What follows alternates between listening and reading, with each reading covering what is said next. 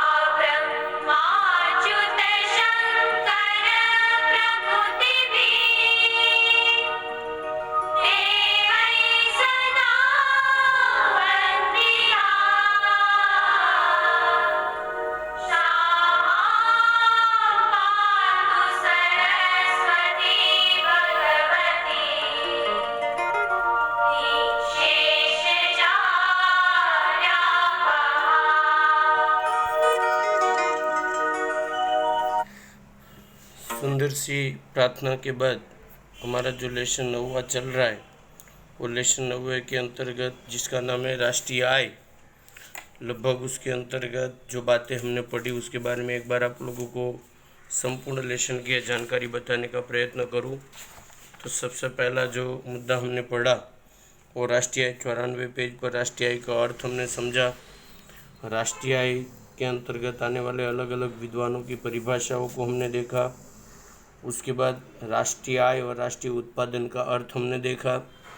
उसके बाद राष्ट्रीय आय का चक्रीय प्रवाह भी इस लेसन के अंतर्गत हमने देखा। चक्रीय प्रवाह के अंतर्गत उसकी आकृति पेज नंबर 96 पर हमने देखी। उसके बाद राष्ट्रीय आय की जो महत्वपूर्ण संकल्पनाएं हैं उसके अंतर्गत जीडीपी का अर्थ हमने देखा, एनडीपी का अर्थ हमने देखा, जीएनपी का अर्थ देखा, एनएनपी का अर्थ देखा। उसके बाद प्रति व्यक्ति आय का अर्थ भी हम लोगों ने देखने का प्रयत्न किया। उसी क्रम के अंतर्गत ये जो अलग अलग टॉपिक है एनडीपी, जीएनपी, जीडीपी और प्रति व्यक्ति आय, उसके अंतर्गत आने वाली महत्वपूर्ण बातों को भी हमने देखा। उसके बाद राष्ट्रीय आय की माप प्राप्त करने की जो 3 पद्धति है वो तीनों पद्धति का अर्थ हम लोगों ने देखा।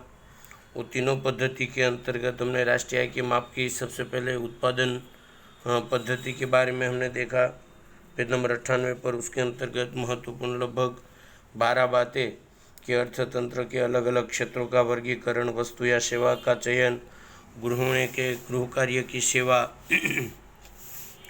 स्व उपयोग की वस्तुएं, संरक्षण और पुलिस, आरोपित भाड़ा, दोहरी गणना, परोक्ष कर और सब्सिडी, पुनः विक्रय, घिसाई खर्च घटाना, निर्यात मूल्य को जोड़ना, तस्करी, गैर कानूनी की आय को नहीं गिनना।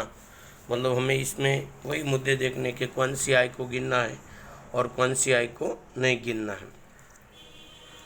उसके बाद दूसरी पद्धति हम लोगों ने आय पद्धति के बारे में भी देखा। उसके अंतर्गत भी बहुत सारे मुद्दे को हमने देखा और अंत में हमने खर्च पद्धति के बारे में भी देखने का प्रयत्न किया। और खर्च पद्धति के बाद की बात अगर मैं करूं तो उसके अंतर्गत जो अलग अलग आय का समावेश होता है उसके बारे में भी अगले वीडियो के अंतर्गत कल हम लोगों ने देखा था। उसके बाद 2 अलग अलग टॉपिक, एक मौद्रिक आय और दूसरा वास्तविक आय, जिसके 4 मुद्दे भी हम लोगों ने अगले वीडियो के अंतर्गत देख लिया। अर्थात इसी मुद्दों के साथ हमारा ये जो लेसन है वो लेसन समाप्त हो जाता है। अब मैं जिसकी बात करने जा रहा हूँ पारिभाषिक शब्द अमुक जो आप लोगों को किताब के अंतर्गत 104 पेज पर दिए कि उत्पादन का अर्थ, राष्ट्रीय आय का अर्थ, राष्ट्रीय उत्पाद का अर्थ, अलिप्त अर्थतंत्र का अर्थ, खुले अर्थतंत्र का अर्थ और कुल आंतरिक उत्पादन का अर्थ, ये सब की परिभाषा अगर आपने आगे लिखी नहीं है या तो आपने आगे टैली नहीं की है तो आप सरलता से उसके बारे में जानकारी प्राप्त करके लिख सकते हो कि निश्चित समय में उपलब्ध साधनों द्वारा जिस प्रमाण में वस्तुएं उत्पन्न की जाती है उसे उत्पादन कहते हैं। दूसरा, 1 वर्ष की समयावधि के दौरान 4 साधन द्वारा राष्ट्र के उत्पादन में किए गए योगदान के बदले जो कुल मूल्य मतलब भाड़ा, वेतन, ब्याज और मुनाफा प्राप्त होता है उसके योग को राष्ट्रीय आय कहते हैं। उत्पादन की बात आती है तो वर्ष के दौरान उत्पादन के साधनों के द्वारा देश के अलग अलग क्षेत्रों में अंतिम स्वरूप की वस्तु और सेवाओं के कुल उत्पादन मूल्य को राष्ट्रीय उत्पादन कहते हैं। अलिप्त अर्थतंत्र के अंतर्गत की बात ऐसा अर्थतंत्र जिसमें सरकार और विदेश व्यापार की कोई भूमिका नहीं होती, अर्थात जिस अर्थतंत्र में विदेश व्यापार की गणना न होती उसे अलिप्त अर्थतंत्र कहते हैं। खुला अर्थतंत्र जिसमें सरकार और विदेश व्यापार की भूमिका रहती है उसको खुला अर्थतंत्र और जीडीपी वर्ष के दौरान देश की सीमा के अंदर और विदेशी नागरिकों के द्वारा जिन अंतिम स्वरूप की वस्तुओं की उत्पादन होता है उनके बाजार मूल्य को आंतरिक उत्पादन के नाम से जाना जाता है। उसके अलावा भी शुद्ध आंतरिक उत्पादन, शुद्ध राष्ट्रीय उत्पादन, शुद्ध राष्ट्रीय उत्पाद, प्रति व्यक्ति आय, दोहरी गणना वगैरह अलग अलग शब्दों का भी परिचय मैंने दोहरी गणना, आरोपित भाड़ा, मौद्रिक आय किसको कहते हैं, वास्तविक आय किसको कहते हैं, घिसाई किसको कहते हैं, कर को टालना किसे कहते हैं, कर चोरी किसे कहते हैं वगैरह मुद्दों को अलग अलग डेफिनेशन आपकी किताब के अंतर्गत पेज नंबर 104 और 105 पर दिया हुआ है। इसी टॉपिक के साथ आपका ये लेसन ख़त्म हो जाता है। अब उसका स्वाध्याय थोड़ा टैली कर लीजिएगा कि राष्ट्रीय आय की उत्पादन की परिभाषा, पद्धति की परिभाषा किसने दी, तो आप लोगों को आगे के वीडियो देखने पड़ेंगे जिससे आप लोगों को आगे के प्रश्न के उत्तर मिल जाएंगे। दूसरा, निम्नलिखित में से कौन सी बात जीएनपी की गणना में नहीं ली जाती? हॉस्पिटल में किया गया ऑपरेशन, शिक्षक अपनी संतान को पढ़ावे, गृहिणी के गृह कार्य या बाथरूम में गीत गाना। तो बहुत कॉमन सेंस की बात है कि गणना में ली जा सकती है। हॉस्पिटल में किया गया ऑपरेशन, शिक्षक अपनी संतान को पढ़े, तो आप लोगों को ए ऑप्शन सिलेक्ट करना कि हॉस्पिटल में किया गया ऑपरेशन। अलिप्त अर्थतंत्र में निम्न में से कौन सा क्षेत्र नहीं गिना जाता या तो नहीं होता? परिवार, पेढ़ी, उद्योग या विदेश व्यापार। तो परिभाषा में लिखा है कि जिसमें विदेश व्यापार की गणना न होती हो उसे अलिप्त अर्थतंत्र कहते, तो देख लीजिएगा। राष्ट्रीय आय की गणना में सरकार कौन कौन से खर्च गिने नहीं जाते, तो उसके अंतर्गत भी आप लोगों को ढूंढना रहेगा। मौद्रिक खर्च के घटकों की संख्या, नीचे दर्शाई गई पद्धति में से कौन सी राष्ट्रीय आय की माप की पद्धति नहीं है? तो 3 पद्धति है, उत्पादन, खर्च और आय। तो विक्रय पद्धति उसकी पद्धति नहीं है, थोड़ा देख लीजिएगा। एनडीपी और जीडीपी में से क्या घटाया जाता है? तो लगभग घिसाई को घटाई जाती है, फिर भी एक बार देख लीजिएगा।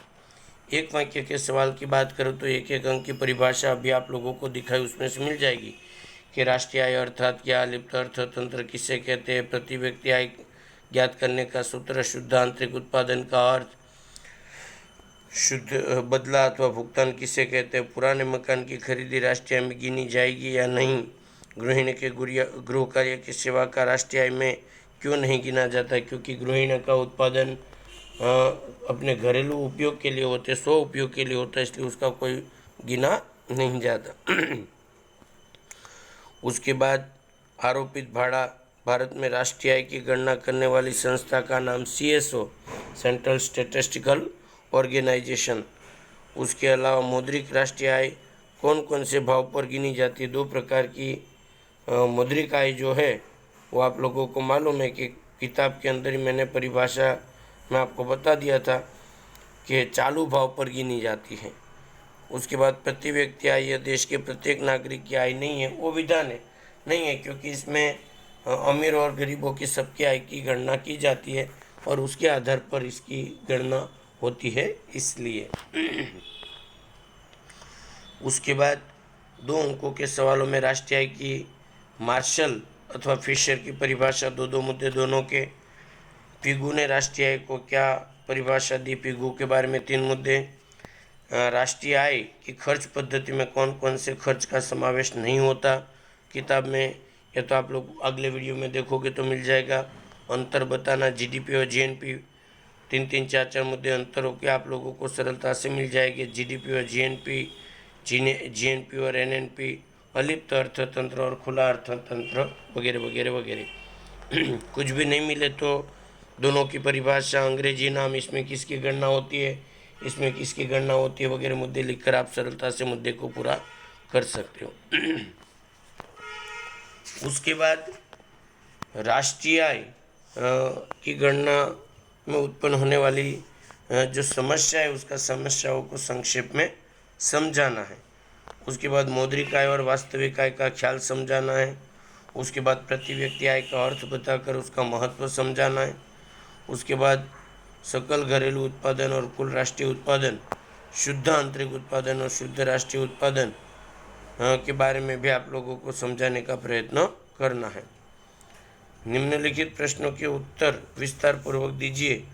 अलिप्त अर्थतंत्र में राष्ट्रीय आय का चक्रीय प्रवाह आकृति के द्वारा समझाओ। उसके बाद राष्ट्रीय आय को मापने की पद्धति समझाओ। दोहरी गणना का अर्थ बताकर दोहरी गणना दूर करने के उपाय को समझाओ। राष्ट्रीय आय को मापने की पद्धति समझाओ और राष्ट्रीय आय को मापने की खर्च पद्धति समझाओ। इस तरह से आप लोगों के अलग अलग मुद्दे वहाँ पर तैयार होते हैं और उन मुद्दों के आधार पर आप संपूर्ण मुद्दों को लिख सकते। लेसन पूरा हो गया। अंत तक वीडियो को देखा उसके लिए बहुत बहुत धन्यवाद। यदि वीडियो पसंद आए तो लाइक, सब्सक्राइब और शेयर करना ना भूलें। और वीडियो से रिलेटेड कोई भी प्रकार की जानकारी आपको चाहिए तो मैं अरशद जानी, मेरा संपर्क नंबर 9825581539 पर फ़ोन करके जानकारी प्राप्त कर सकते हैं। बहुत बहुत धन्यवाद। जय हिंद, जय भारत, वंदे मातरम। धन्यवाद।